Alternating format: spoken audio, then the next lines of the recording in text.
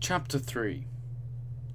After the brutal attack, Luke stood there, frozen in place, his eyes glazed over, his face drained of colour. In the distance he could see Terra's drenched silhouette running in the direction of the high-powered beams of light toward the top of the ravine. In that moment, a flood of memories began to overwhelm him. Who he was, who she was, and the realization that once again he was unable to keep his dark side in check. Then the morbid vision of what he had done and the look on Terra's face when she saw his alter ego DragonMan. Oh my god. What have I done? Luke murmured as he ran after her. Just minutes later, as Luke reached the road, he could see an assemblage of police and soldiers securing the area, both up and down the road for several blocks. And within seconds, the South Korean police took him into custody. As they put him into the police car, he could see Terra in a moving vehicle.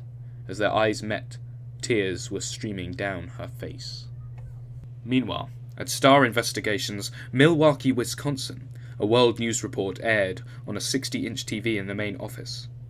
The news of the possible meteorite explosion over South and North Korea has already made international news, and the ongoing confusion about where the crater impact hit is still heatedly in dispute, but most countries agree that it occurred in the neutral zone over the 38th parallel, a buffer between South and North Korea. It was a huge explosion rocking both South and North Korea. Reports are still coming in on damage and injuries. Jessica and Crystal could hear the reporter's special bulletin while searching through some case files for Detective John Logan. A moment later, Crystal looked up and began watching. In related news, a South Korean man was found dead in his car not far from the impact site. He was found close to where the fencing border was flattened for almost a mile on both the North and South Korean borders. Authorities gave very little in the way of details, but did say that a man and a woman, both US citizens, were being held in connection with this incident as persons of interest.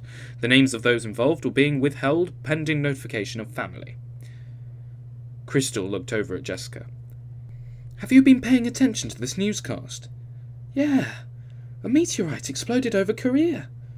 The reporter just said a South Korean man was found dead not far from the impact site, and a man and a woman, both US citizens, were being held as persons of interest in connection with the incident.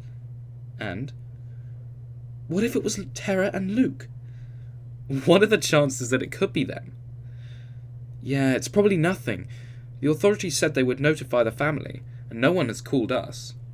Why would they call us? They only call the family of the victim, Jessica said. No, I'm worried, Crystal said as she was dialing the phone. Who are you calling? John. Don't you think you're overreacting just a bit? No. What's he gonna do? Besides being a detective, he's got connections with Interpol. For that matter, so does Dr. Bond. But until we know something for sure, do you really think we should be bothering him? He's not answering his phone. I left him a message to call me back, and yes, I really do think we should be bothering him, and Dr. Bond. Keep giving him both a call and get them up to speed on this. Up to speed on what?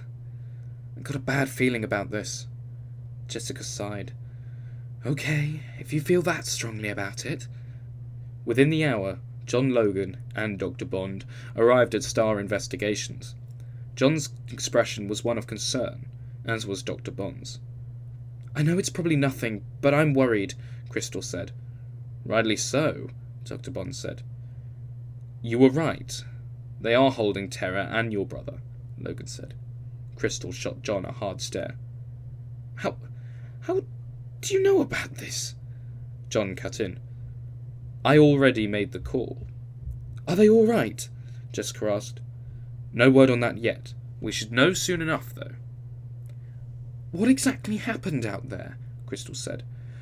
Not sure on the details, but there was an explosion above the area that they were travelling in. My best guess is it was a meteorite. I get that, but why would they hold Terra and Luke? It doesn't make sense, Jessica said. Officials said they found Mr. Hapkido dead in his car. They said it looked like blunt head trauma. It was in the same proximity that they took Terra and Luke into custody. Not to mention, the last PR between them was not very flattering toward each other. So based on that, they're holding them as persons of interest, Jessica said. Yep, looks that way. This is all probably nothing, and will work its way out soon. The man in all likelihood died due to a car crash he was in, Dr. Bond said. But it is a foreign country, and things could turn ugly fast, John said. Very true, Dr. Bond said. That's why we got to do everything we can do to make sure that doesn't happen, Crystal said. I agree, but for now all we can do is keep the channel of communications open. I was told they should know what happened to Mr. Hatkido soon enough, John said. I'm going to call Mum and Dad and Tara's parents and get them up to speed on this, Jessica said. Good idea, and like I said, I should hear something soon, John reiterated. As John and Dr. Bond were on their way out of the office, Jessica signalled for them to hold on. She put the phone down. Dr. Logan said, What's wrong? I just got off the phone with Tara's dad, and they know all about what's going on. In fact, they said they were told about an hour ago that the death was ruled an accident. But they haven't released either of them. No reason was given for why they're still being held. Is there anything we can do? Crystal asked. I don't know. They said they have an attorney working on it down there, Jessica said. Something's not right. Got a bad feeling about this.